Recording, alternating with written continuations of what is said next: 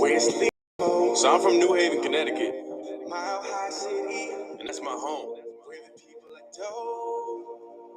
But if you ask me, if you could live anywhere in the world, where would it be? Well, where the sun is always shining. For me, it's a no-brainer. And of course, they got the Broncos, but it ain't all about them. My city, where sleep was smoke, where sleep was smoke. My city, where the people adore. What's going on, Broncos country? Listen, man, the game was marvelous. The game was fantastic. You had to love the game. I loved it. The Broncos came out and dominated. They really dominated. You know what I mean? They put on a show, and this is what we're going to see in the regular season.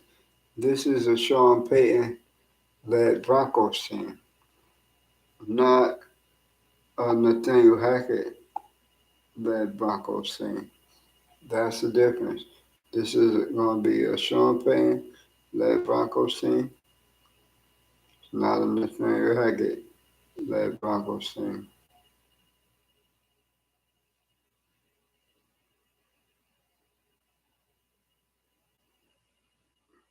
Right, that part. But look, it was a lot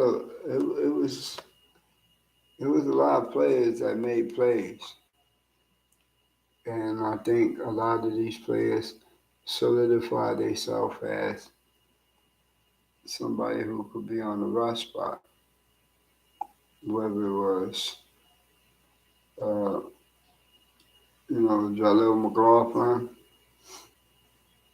or Lil Jordan Humphrey. Albert O even made a name for himself today, y'all. I think Albert O proved to the coach staff that I deserve to be on this team. I think he really did. Like he said, coaches, I deserve to be on this team.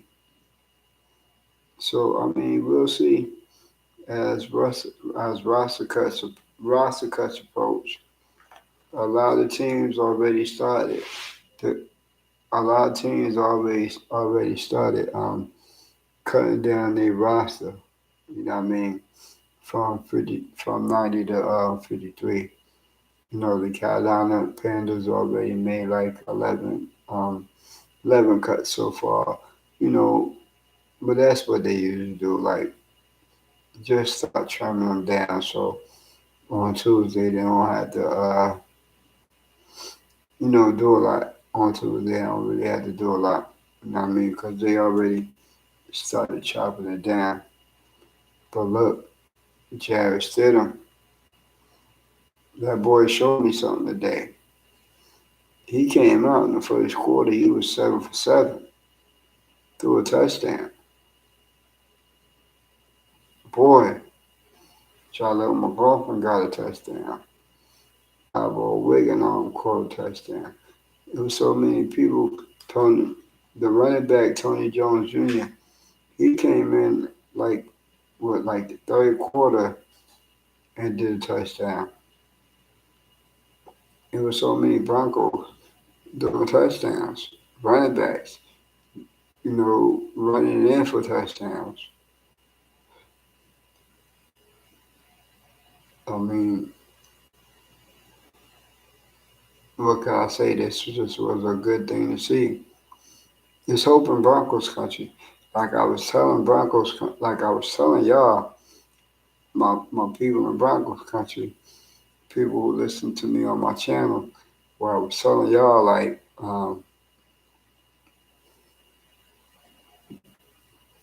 just because we lost wide receivers this year, it's not going to be like last year. It's really not. It's really not going to be like last year. Sean Payton knows how to work with the personnel that he has. That's one thing Nathaniel Hackett didn't know how to do. He didn't know how to use his personnel. correctly. Sean Payton knows how to do that. So look at the D line; they play ferocious. The same Bassey with that interception. Drew Sanders with that interception. He just got to hold on to the ball. But luckily it was recovered by Elijah Garcia. You know what I mean? So the Broncos kept the ball. Jalen McLaughlin running. Look, I told y'all about this boy. Told y'all about this kid. Jalen McLaughlin is for real. He is as advertised. And he will make this 53-man roster regardless if he played today or not. Maybe, well, you got to listen to what Sean Payton said too. He said, yeah, some starters will play today. You know what I mean? So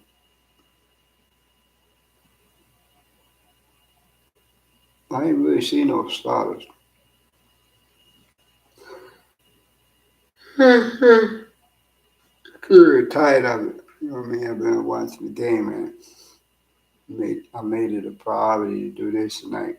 After I do this, I already put something on Twitter, which is now correct. So and now I'm doing this.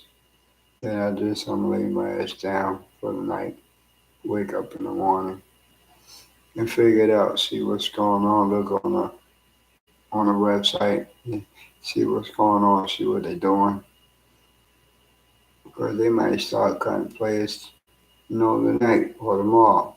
Who knows? So I gotta stay in tune so I can bring the other news. But look, Brandon Johnson, that dude, like, he had two defenders, one in front of him and one in back of him. And this was from Jazz Stidham, mind you. Yeah, one in front of him, one defender in front of him, one in back of him. And he still went up and caught the ball, brought it down, and then ran for a nice game. How about that? He's gonna make the roster too. Mike Kliss, they were showing, Mike Mike Kliss 53-man roster projection. He was showing that. But like, look, I was amazed. I didn't think I had a feeling the Broncos was gonna win. But I thought it was gonna be a better game on the Rams side.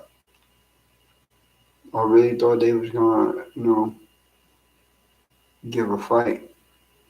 Yeah, they didn't have Aaron Donald. And I don't really think Aaron Donald would have made a difference. I really didn't think Aaron Donald, if he was there playing, he would have made a difference because Sean McVay, Rams head coach Sean McVay, doesn't play his starters. So I mean, Denver didn't really play their starters. There was a bunch of guys trying to make the roster still. Even Albert Old Wigan on, he's on the bubble. He's still trying to make the roster. Those are the guys that Sean Payton played. Jarrett Stidham started off at QB. Then Ben DiNucci came in, I think probably about the fourth quarter or something like that, or middle of the third quarter or something. But it was a big game. It was a good game. And look out for these dudes. Jalen McLaughlin, Brandon Johnson, I think he's a roster lock. Lil Jordan Humphrey.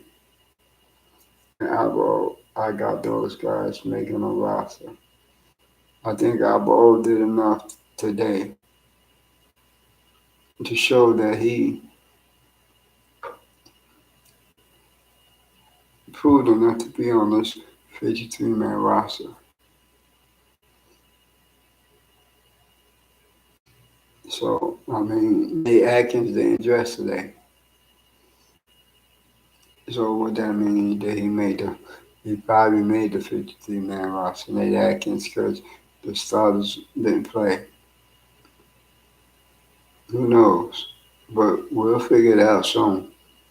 We'll figure it out soon. But all in all, it was just a good game, Browns country. It was a real good game. And the Broncos dominated.